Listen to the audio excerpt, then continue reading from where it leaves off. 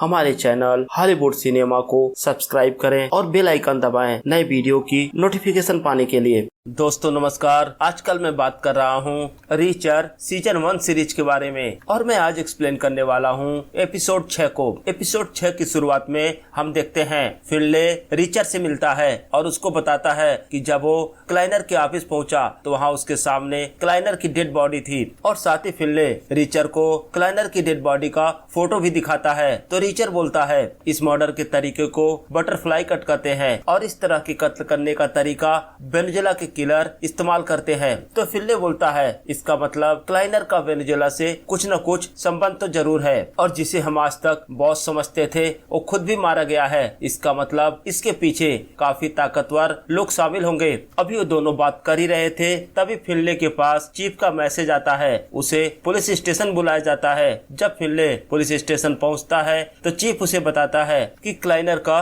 Murder हो गया है और उसकी डेड बॉडी उसके ऑफिस में पाई गई है। तो फिनले पूछता है क्या फॉरेंसिक टीम वहां पहुंच गई है? तो चीफ बोलता है हाँ वो ऑलरेडी पहुंच गए हैं और अपना काम कर रहे हैं। तो फिनले बोलता है ठीक है मैं क्राइम सीन पर जाता हूँ। अभी वो अपने ऑफिस से बाहर जा ही रहा होता है तभी जूनियर क्लाइनर आ जाता है और फिनले को बोलता है तुमने मेरे बाप के ऊपर झूठे इल्जाम लगाए थे। तो चीफ जूनियर क्लाइनर को समझाता है और उसे अपने ऑफिस में जाने को बोलता है और वही चीफ अब फिनले को बोलता है तुम्हें क्राइम सीन पर जाने की जरूरत नहीं है जब तक ये मामला शांत नहीं हो जाता। और वही दूसरी तरफ हम रीचर को देखते हैं जो अपनी कार को लेकर एक गैराज में जाता है और वहाँ के मैकेनिक को बोलता है कार के शीशे काले करने के लिए, लेकिन मैकेनिक उससे बोलता है इस काम के लिए 3 दिन लगेंगे। तो रिचर उसकी कार को रेंट पर ले लेता है। अब सीन शिफ्ट होता है और हम देखते हैं पिकार्ड रोस्को को लेकर पॉल की वाइफ के पास जाता है और उसको बोलता है कि आज से रोस्को तुम्हारे साथ रहेगी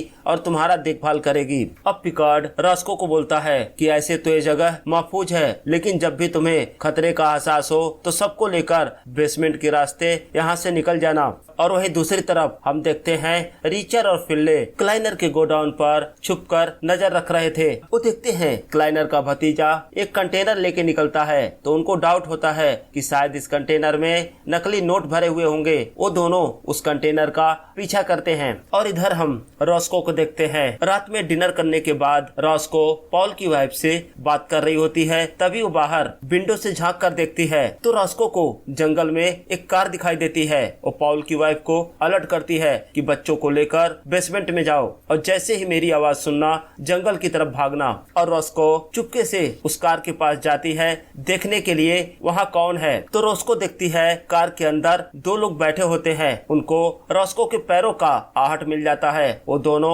अब रोस्को का पीछा करते हैं। अब रोस्को पॉल की फैमिली को लेकर जंगल के अंदर भागती है और कुछ दूर जाने के बाद पॉल की वाइफ और उसके बच्चों को छुपा देती है। अब वापस आती है और उन दोनों गुंडों को ठिकाने लगाती है। अब सीन शिफ्ट होता है और हम रिचर और फिनले को देखते हैं। वो दोनों अभी भी उस ट्रक का पीछा कर रहे थे। काफी दूर जाने के बाद रात में ट्रक एक होटल के सामने रुकता है और क्लाइनर का भतीजा होटल के अंदर जाता है। अब रिचर और फिनले थोड़ी देर इंतजार करते हैं फिर वो दोनों ट्रक के पास जाते हैं। रिचर ट्रक के ऊपर चढ़कर ट्रक के छत को फाड़कर चेक करना चाहता था कि ट्रक के अंदर क्या रखा हुआ है, लेकिन तभी क्लाइनर का भतीजा दोबारा बाहर आता है और ट्रक के चारों तरफ चेक करता है। जब वो दोबारा होटल के अंदर चला जाता है तो रिचर ट्रक के छत को फाड़ देता है तो देखता है पूरा ट्रक खाली था, उसके अंदर कुछ भी सामान नहीं रखा था। तो फिनले रिचर से पूछता है आखिर ये खाली ट्रक लेकर यहाँ घूम क्यों रहा था? तो रिचर बोलता है इसका जवाब तो मेरे पास नहीं है, शायद जो के पास था, लेकिन अब जो इस दुनिया में नहीं है तो हमें बता नहीं सकता। हमें उन 2 प्रोफेसर से दोबारा कांटेक्ट करना चाहिए क्योंकि आज वो वापस आ गए होंगे। तो रिचर एक प्रोफेसर के पास कॉल करता है तो उसकी असिस्टेंट बताती है आज ही जैसे ही प्रोफेसर यूरोप से वापस आए उनका मर्डर हो गया। अब रिचर दूसरे प्रोफेसर को कॉल करता है तो दूसरी साइड से वो प्रोफेसर फोन को पिक करती है। तो रिचर बताता है मेरा नाम जैक रिचर है और आपकी जान खतरे में है। और मैं तुमसे मिलने आ रहा हूँ, लेकिन तब तक सतर्क रहना। अब सीन शिफ्ट होता है और हम रास्को को देखते हैं। वो पाउल की फैमिली को लेकर पूरी रात वही जंगल में छिपी होती है और जब सुबह हो जाती है तो पाउल की वाइफ से बोलती है हमें हाईवे की तरफ चलना चाहिए, लेकिन जंगल के रास्ते, ताकि हमें कोई देख ना सके। अब हम देखते हैं रॉस्को पाउल की फैमिली को लेकर एक रेस्टोरेंट में जाती है तो रॉस्को पाउल की वाइफ से बोलती है तुम्हें पता है तुम्हारे हस्बैंड ने बैंक की नौकरी 1 साल पहले ही छोड़ दी थी। तो पाउल की वाइफ बोलती है मुझे सब पता है, मेरा हस्बैंड मुझसे कुछ भी नहीं छुपाता था। तो रॉस्को बोलती है जब हम तुमसे पहली बार मिले तो तुमने बोला था तुम्हें तुम्हारे हस्बैंड के काम के बारे में कुछ भी नहीं पता। तो पाउल की वाइफ बोलती है उस समय मुझे जो सही लगा मैंने बोला, मुझे लगा तुमसे झूठ बोलकर मैं अपने बच्चों को बचा सकती हूँ तो मैंने बोला। अब पाउल की वाइफ रॉस्को को बताती है कि किस तरह से उनकी जिंदगी बर्बाद हुई। वो बताती है एक दिन मेरे हस्बैंड के पास क्लाइनर का कॉल आया और उसने मेरे हस्बैंड को मिलने के लिए बुलाया। और अब हम देखते हैं सीन पास्ट में चला जाता है। जब पाउल पहली बार क्लाइनर से मिला तो क्लाइनर ने उसको बोला कि मेरे पास तुम्हारे जैसे लोगों के लिए कुछ काम है और मैं चाहता हूँ तुम मेरी कंपनी के साथ जुड़ जाओ और काम करो और तुम्हें पैसे की फिक्र करने की कोई जरूरत नहीं है, तुम्हें इतना पैसा मिलेगा जितना तुमने सोचा भी नहीं होगा। तो पाउल बोलता है मैं आपके किस तरह काम आ सकता हूँ। तो क्लाइनर बोलता है देखो मेरे बहुत सारे क्लाइंट हैं जिनसे पैसों का लेन देन होता है और मैं चाहता हूँ इन सब चीजों को अब तुम देखोगे, लेकिन इन सब से पहले मैं चाहता हूँ तुम एक बार मेरे साथ मेरे क्लाइंट साइट पर विजिट करो। अगर तुम्हें एक काम पसंद आए तो करना, नहीं तो तुम जा सकते हो। अब क्लाइनर पाउल को लेकर अपने क्लाइंट के साइट पे जाता है और वहाँ पाउल से बोलता है तुम सारे अकाउंट चेक करो और देखो किस तरह से तुम मेरे पैसे क्लाइंट को ट्रांसफर कर सकते हो और हमें टैक्स भी ना देना पड़े।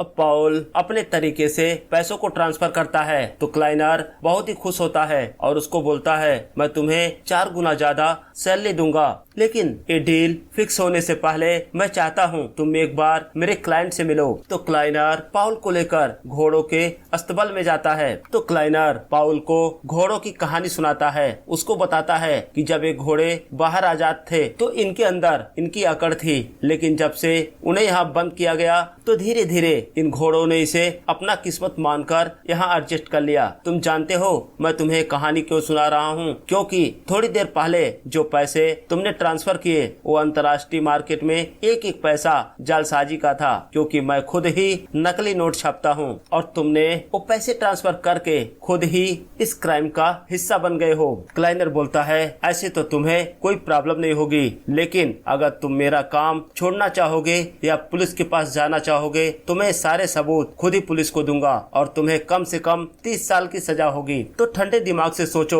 तुम्हें मेरे साथ काम करना है या नहीं करना है, ये डिसीजन अब तुम्हें लेना है। अब क्लाइनर वहाँ से चला जाता है और पाउल को वही अस्तबल में बंद कर दिया जाता है। अब पाउल वही अस्तबल में बैठा होता है और रात हो जाती है। रात में वो देखता है कुछ गुंडे एक आदमी को पकड़कर वहां लाते हैं, उसको पीटते हैं और उसे जिंदा ही दीवार पर कीलों के सहारे टांग देते हैं। और ये सब देखकर पाउल का तो दिल ही दहल जाता है। वो क्लाइनर की सारी बातें मानने के लिए तैयार हो जाता है। अब सीन शिफ्ट होकर प्रेजेंट टाइम में आ जाता है और हम देखते हैं रॉस्को पिकार्ड को कॉल करती है और थोड़ी देर बाद पिकार्ड वहाँ रेस्टोरेंट में आ जाता है और पिकार्ड रॉस्को और पाउल की फैमिली को अपनी गाड़ी में बैठाकर वहाँ से ले जाता है। अब सीन शिफ्ट होता है और हम देखते हैं रिचर्ड न्यूयॉर्क जाता है उस प्रोफेसर से मिलने के लिए, लेकिन रिचर्ड ने पहले से ही प्रोफेसर को वार्न कर दिया था तो वो प्रोफेसर अभी पुलिस कस्टडी में होती है। जैसे ही रिचर्ड पुलिस स्टेशन के